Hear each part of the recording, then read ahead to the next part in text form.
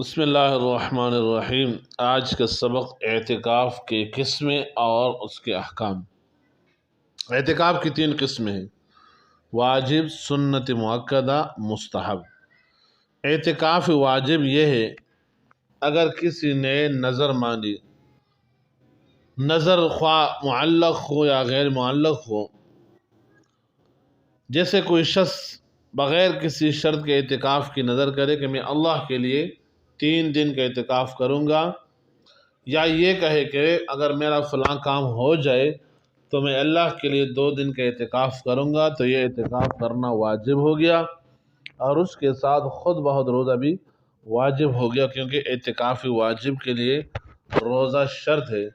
جب کوئی شخص اعتکاف کرے گا تو اس کو روزہ بھی رکھنا ضروری ہوگا، بلکہ اگر یہ نیت بھی کرے کہ میں روزہ نہ رکھوں گا تب بھی اس پر روزہ رکھنا لازم ہوگا۔ دوسرا اعتکاف مسنون ہے، اس میں روزہ ہوتا ہی ہے، اس لیے کہ اس کے واسطے روزہ شرط کرنے کی ضرورت نہیں، کیوں کہ رمضان شریف کے آخری 10 دن کا اعتکاف سنت مؤکدہ ہے۔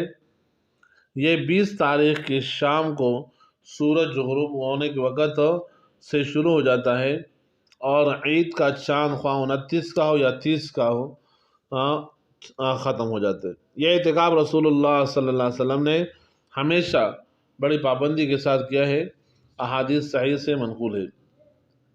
یہ اعتکاف سنت مؤکدہ علی الکفایہ ہے، یعنی محلہ یا بستی میں سے بعض لوگ کے لیے کر لینے سے سب کے ذمہ ادا ہو جاتا ہے، اگر کوئی بھی نہ کرے تو سب کے اوپر اس کا وبال یعنی گناہ ہوگا۔ اس کے لیے شرط یہ ہے کہ جس مسجد میں اعتکاف کیا جائے اس میں 5 وقت نماز باجماعت ہوتی ہو۔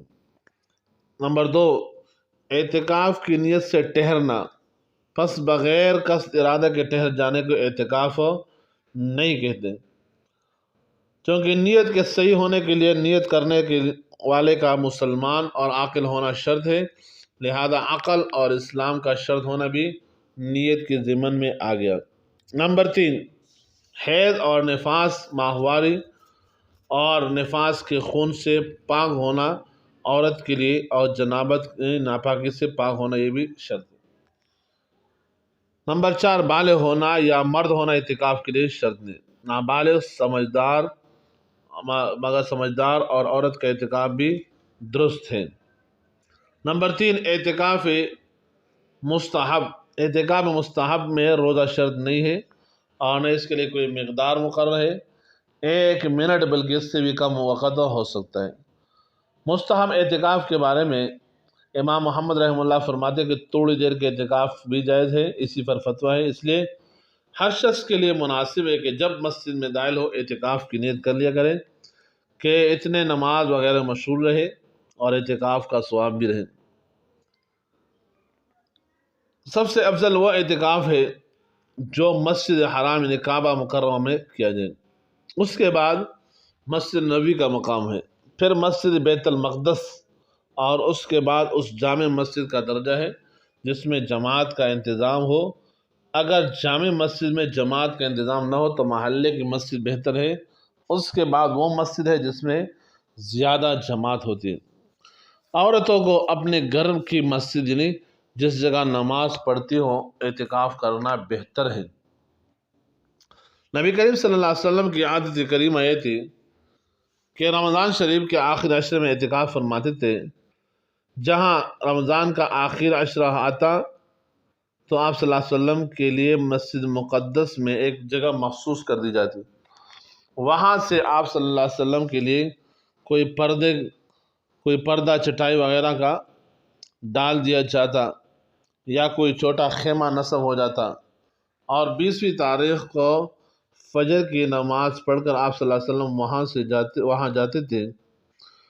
چلے جاتے تھے، اور عید کا چاند دیکھ کر وہاں سے باہر تشریف لاتے تھے۔